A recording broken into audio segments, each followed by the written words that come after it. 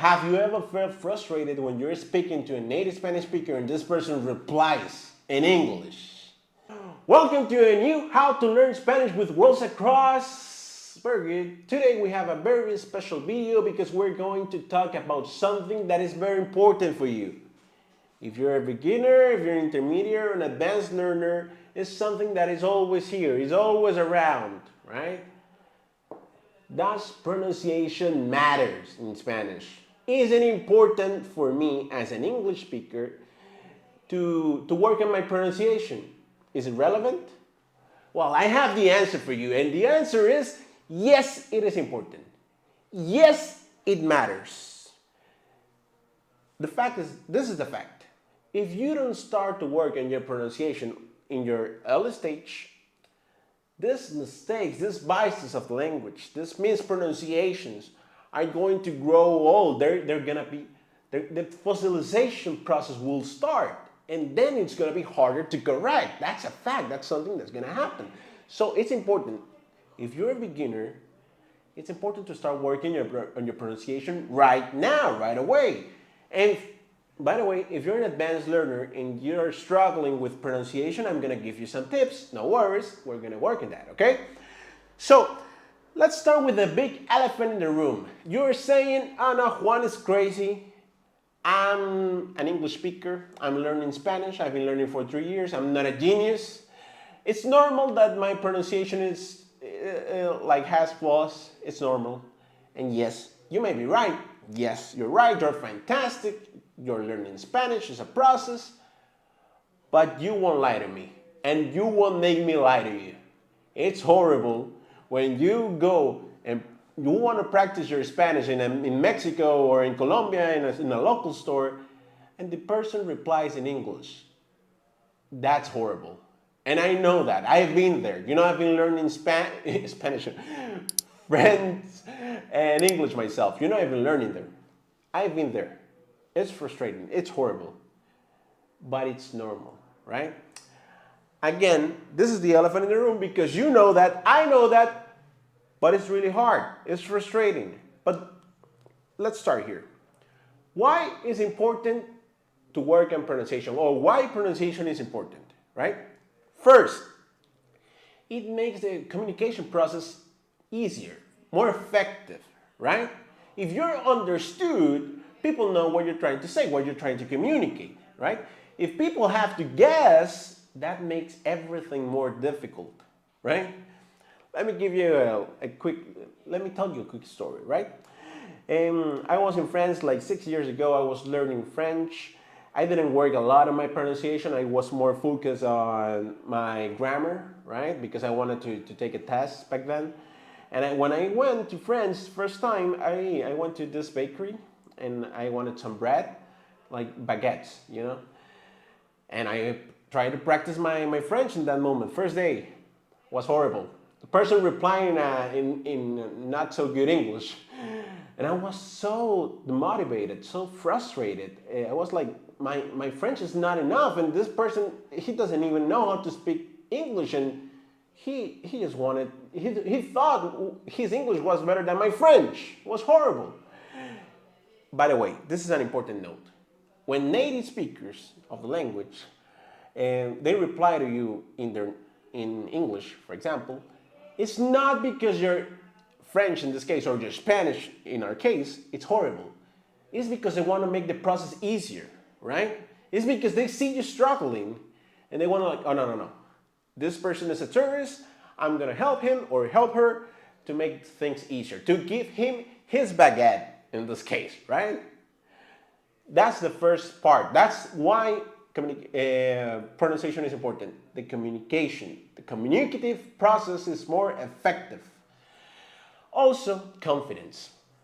Confidence, you won't lie to me. Like, if you are hesitating, if you are like thinking, should I pronounce like this or like this? Everything is gonna come out like messy and like the pronunciation is gonna be like not so nice. And again, the native speaker will reply in English because he looks at you and he sees or she sees a person who is struggling with the language. So they're gonna make it easier for you. Okay, so the effectiveness of the communication process and confidence, those are the two key points on why pronunciation is important. And after 6 years, I returned to France. That happened 6 months ago. I was working a lot on my pronunciation. I did a lot of speech shadowing. I was listening to a lot of podcasts and music and everything. First day I went to, not same bakery, I would be lying to you. But I went to a different bakery. I ordered baguettes in French. And the person replied in French. And it was fantastic. It was a huge victory. So in that moment, I couldn't stop speaking French in that moment. It was fantastic, right? Confidence high. My communication was very effective. The person knew that I wanted a baguette. That's it, right? So everything changed. Hey guys, did you know that we have a brand new channel? Learn Spanish with Worlds Across. If you think you hate grammar, let me take care of that myself. We also have a lot of lessons, comprehensively input content with Pilar, Fabiana, Cassandra. It's awesome. Go check it out. But it is a fact that working on pronunciation could be challenging, right? It's not necessarily easy. But why specifically, if you're a native English speaker, it's difficult for you to work on pronunciation, on the pronunciation of the Spanish language? Oh, it's going to sound very obvious, but they are two very different languages. Phonetically speaking, think about this for a second. The first thing is that in English, you have 14 vowel sounds, not like 14 vowel sounds. It's impressive. We have 5. We're very straightforward with the vowels, right? That's the first thing. Think about consonants. Think about K, P, or T. You aspire them, right? For example, the word tomato, potato, word key. We do the opposite. We blow. Tomate, papa, papa, kilo. We blow. It's very different. I know it doesn't look like, but it's very different, right? We have, obviously, our famous Tongos, right? You have the Tongos in English. We have them in Spanish. They're very different. If I get $1 for every time one of our students say Europe, Europa, Europa, instead of Europa, I would be a billionaire. So yeah, it's very different, right? And think about the R's. And the R's are like your nightmare. It's like ferrocarril, it's like recorrido. And not only when we have double R, when it's a hard roll, but for example, an R at the beginning of the word, like the word rojo, it rolls, right? You don't need to double R like carro or perro to make it hard. You don't have that sound. Or we don't have in Spanish that sound when you put your R like at the back of your tongue, here of your throat, like for example, red. It's not a sound we have. Phonetically speaking, there are two very different languages. Okay? So it's just like that. But you may be thinking like, Juan, you're saying it's super important, super vital. I'm not even going to try. I'm not even going to go there because it's horrible. It's traumatizing. No. Wait. Relax. It depends on your priorities, right? It depends on what you want. Let me give you a nice example. My sister-in-law, she's American. She married my brother, obviously. And she speaks a great Spanish, right? She's very fluent. She communicates perfectly in Spanish. She speaks like a gringa. But why she speaks like a gringa? Because her priority was effective communication, like in this case, like being right, like being grammatically correct, because she's a teacher actually. And that's it. She just wanted to communicate, not to sound like as natural as she didn't want to sound natural at all. Right now, like after 3 years, is when she's starting working on her pronunciation, you know? It's a little bit harder because like now this mistakes, these biases grew up grew old and it's a little bit harder, but she's working on that, right? Again, her priority was just, hey, I want my grammar, I want to communicate with my students effectively. They can make fun of me, like that's not a problem, but I want to do it like this. And that's completely valid. Don't be stressed out about this because it's a process. Yeah, the elephant in the room we're talking about, it's real. It's a process. It's not something that happens overnight. And you can tell me, I know I just watched Patrick's story, like our student Patrick, and in 6 months he was like, yes. But every path is individual. Every path is different.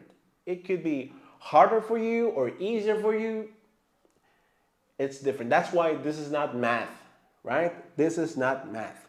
So you may be thinking, okay, Juan, but how do I do this? How should I start working on my pronunciation? Okay, I have very interesting recommendations, advices for you.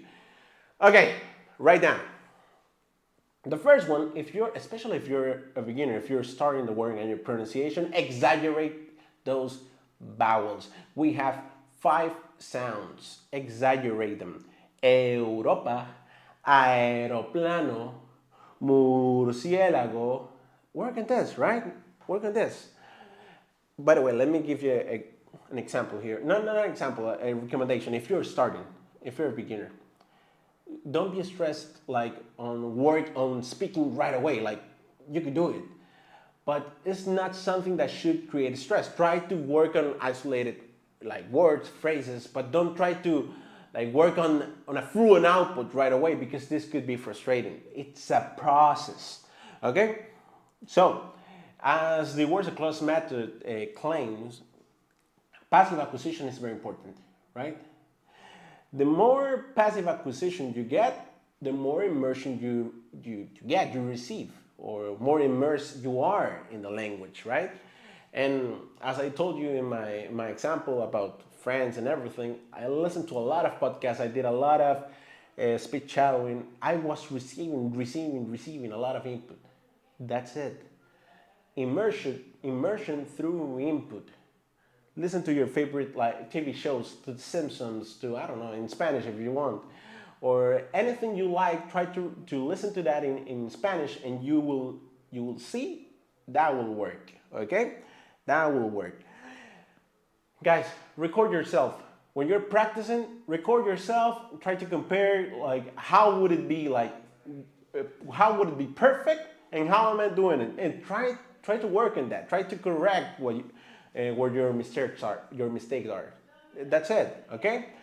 You can try, of course, speech shadowing. Like trying to imitate like a famous person or even your Spanish teacher at Worlds Across. Hey, that's a perfect way to work. Of course, you can practice your pronunciation with our Worlds Across team. They are trained to correct you efficiently. Like they won't tell you like, oh, they will help you. They will guide you through the process. They will help you work on your pronunciation. You can even do speech shadowing with them. It's fantastic. It's a fantastic way to work on pronunciation, right? So guys, if you like this video, make sure to click on the heart. That tells us that this video is important to you. This type of content is valuable for you, and we are gonna keep doing it. So guys, I hope to see you in the next video. Nos vemos pronto. Chao, chao.